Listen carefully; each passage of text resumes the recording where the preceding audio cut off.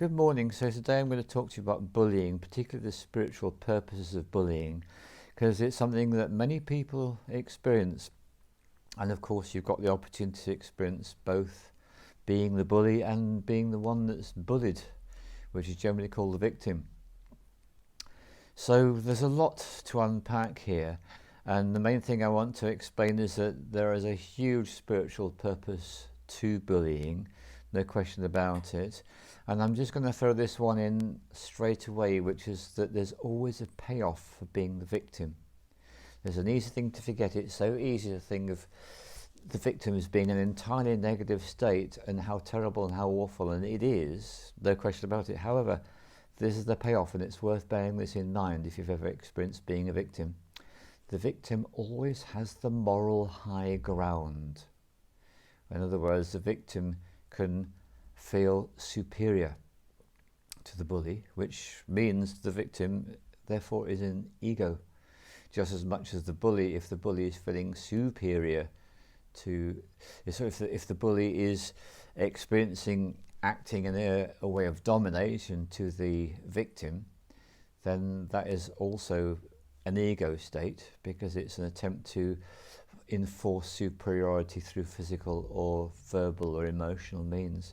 So basically the bully and the victim are both in ego states, which as we know is illusory and not real and not who the person really is. So let's go into it a bit more detail then. When you are experiencing being bullied, it is one of the most horrific things, because it means that the other person's got power over you, and it feels awful. There's no question about it. It's a really horrible thing to experience. So the spiritual purpose of being bullied is actually the bully is serving as your spiritual coach. And the lesson that that bully is attempting to impart to you, the victim, is that it's time for you to learn to stand up for yourself. And actually what you are being put through is a series of lessons to enforce this. And I have certainly experienced bullying in my life, and the turning point came for me when I was actually subjected to a petty tyrant. So here's a rather paradoxical thing, and with shamanism, of course, nothing ever is as it seems, is it? We know this. So if a shaman really wants to become highly developed and develop special powers, what they do is they will either consciously or they will allow their unconscious to manipulate the universe and manipulate events for this to happen. They get to experience being under the thrall of a petty tyrant. So I had this for 3.5 years during a job that I had. So the first 6 months I did this job, I was not bullied, but after 6 months I was, because I had fundamentally threatened the worldview of my immediate boss, which is that I had proved to him that it is okay to love children. I was a teacher in a school at the time, so by loving the children I was getting wonderful results. This was overturning 20 years of his philosophy, which is, if you don't get hard on the children, if you don't bully the children, they will take you to the cleaners. In other words, you've got to dominate them. That was his life's premise. So I overturned that in 6 months and proved that loving children really works and gets fantastic results. So he then proceeded to bully me relentlessly for 3.5 years. And at first I took in the role of the victim, which I'd experienced before in other situations in my life when I'd been bullied as a child. But then I took charge. It took me a while to do this, but I did. And every time he bullied me, I stood up for myself. And the more he bullied me, the more I stood up for myself. And in the end, I managed to achieve the purpose of that lesson, because it didn't matter how many times he had a go at me, I would give as good as I'd got. And this was all done on the mental, emotional level. There was no physical abuse. He would have been sacked from his job if he'd done that. So it was all mental and emotional. That was the way it was done. So really have experienced that. But I learned some very valuable lessons later on when I did a training which is from an organization called the Parents Network. It trains parents how to be more effective and more human in their parenting. And I did the classes, and then I actually trained to be a coordinator for 6 months. So I learned a huge amount. And I want to pass on to one of the really fundamental life skills that's of great value if you're a parent, and a great value if you have experienced bullying, and also if you're in the situation of watching and witnessing one person bullying another. You can actually provide this totally key information. So this is it. I'll make it really simple. What you do is you describe the behavior. I once had this happening with, well, I won't say who it was. Let's keep anonymity into the picture.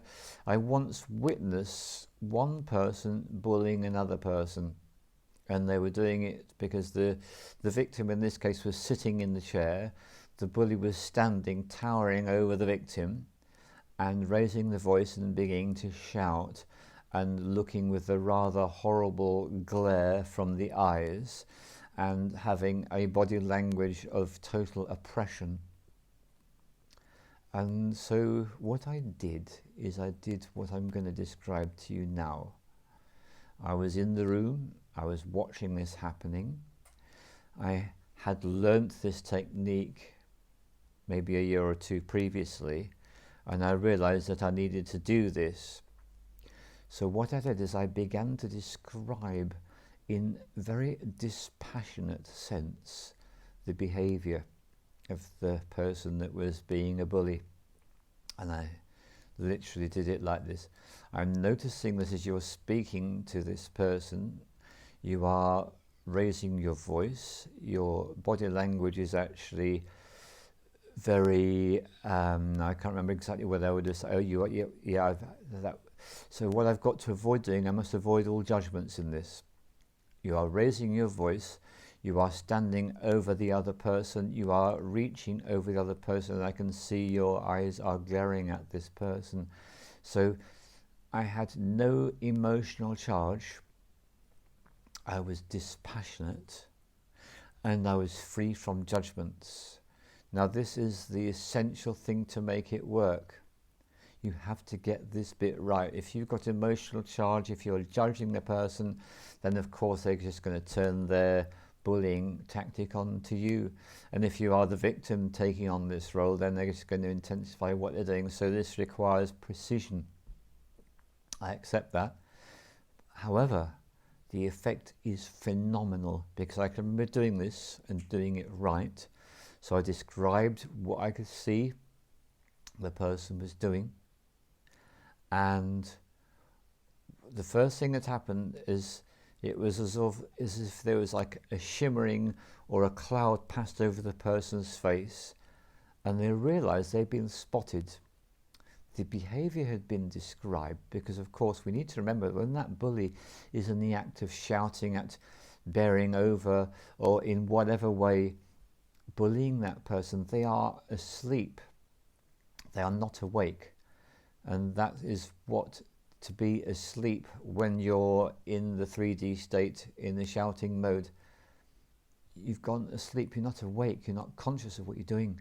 So that bully was not conscious of what he was doing. And so as I described the behavior, and also it's very important, you can't do this in a very quiet, timid voice he's not going to hear, or she's not going to hear. You need to do it clearly enough that it can be heard, and without the emotional charge.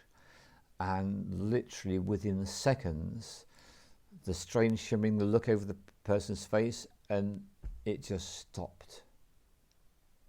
He realized that the game was up, because the behavior had been described without judgment, without emotion, and he literally within seconds stopped the shouting, stopped the overbearing approach, moved away from the person he was bullying, and walked off. And I could tell by the body language, somewhat of a slumped posture, a little bit defeated. The game's up, I can't play that game anymore. So here's the thing. When a bully is bullying someone, they're not consciously aware of wanting to help that person on their spiritual path. No, they aren't. What they're attempting to do is to literally grab and drain the energy of that victim, that person they've cast into the victim role. So on a very superficial level, there's no good intention here. It's just on a spiritual level, when a person is attracting bullying into their life, it is because they need to toughen up and they need to become strong enough to realize that they do matter, that they do count, and they've got rights. So let's look at the lovely archetypal example you get lots and lots of on YouTube at the moment. Narcissist and empath. Narcissist and empath. We see this so much. So this is the way it works spiritually. The purpose of the empath is to cause a narcissist to realize that there are human beings other than himself or herself. So there's more to the world than just a narcissist. That's what the empath is constantly attempting to do. Hello, be aware of others. That's the message from the empath to the narcissist. That's easy. The message from the narcissist to the empath, not quite so obvious. The narcissist is constantly attempting to train the empath to become aware of their own needs. So really, if you're an empath, your job in this life is to become aware of self, yourself, and your own needs. If you're experiencing being a victim, it's the same thing, but perhaps more extreme. So if you're experiencing victimhood, you're getting the payoff of the moral high ground, which is why you might not want to let go of being the victim. And you've got the wonderful possibility of transformation, and describing the behavior is a very powerful thing to do. Something else you can do is you can do something that is dramatic and surprising. And you might have seen this, sometimes it comes up in films and TV. You might see sometimes when a person's really in a state, a very angry, upset, they've completely lost it, they're fast asleep state. Just pick up a bucket or a vase or a jug and pour cold water over that person. That will shock them out of the state that they're in. In fact, I've just given you another illustration. Imagine what would be happening if the bully was subjecting the victim to a tirade and suddenly the victim went. That would shock, wouldn't it? Now, of course, the issue that a victim would have to pour cold water over the bully or shock the bully with a sound like that, it would likely trigger fear in the victim of experiencing actual physical abuse. So this might not be appropriate. Something else you could do, which would also be very shocking, and you'd have to take into consideration the circumstance and the situation, but this was done to me by a partner. We were having a disagreement and we were in a shared house and we were in the kitchen. She just suddenly took her clothes off.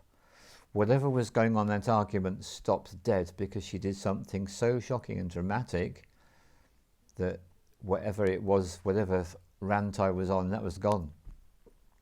So that was also a very powerful way to work. But I would suggest to you that the most effective way is simply to describe the behavior without an emotional charge and without any judgment. And the victim needs to remember that always, in any situation where they're being bullied, and this also, it's an even more emotive subject, which is when the person's being stalked. That can be even more horrific, can't it? And you've got this aggressive, unpleasant, usually male figure. The other person may or may not be female, and they are being stalked by that person. And again, it's that moment of standing up and saying enough and no more. It comes ultimately down to a boundary. One of the greatest issues that people who've been abused suffer from is no boundaries. And so what they need to do is they need to learn to develop their own boundaries. And the fundamental boundary is, I will not tolerate this behavior. And the description of the behavior has the ability to just wake that person up who's doing the perpetrating. So there's a lot there, isn't there? And then, of course, the other aspect of the bully.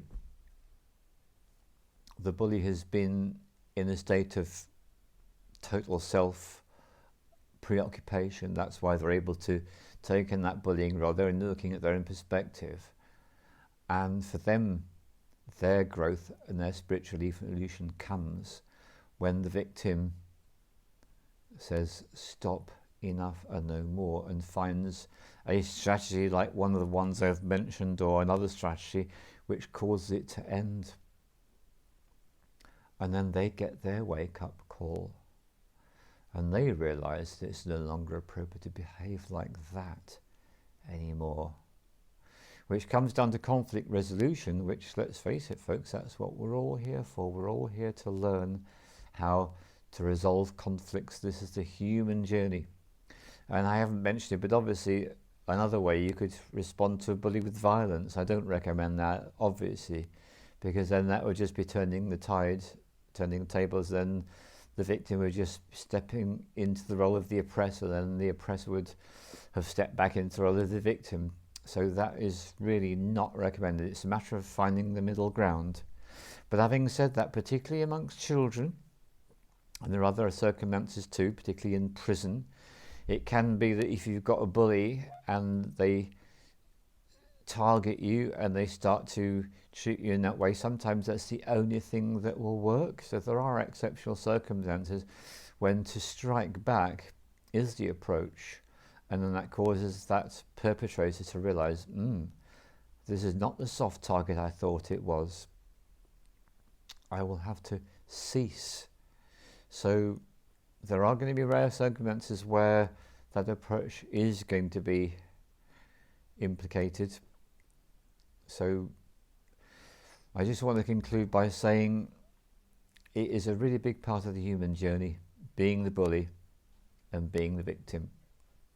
And there's a great deal to learn, especially once you become conscious. So thank you very much for exploring this subject with me.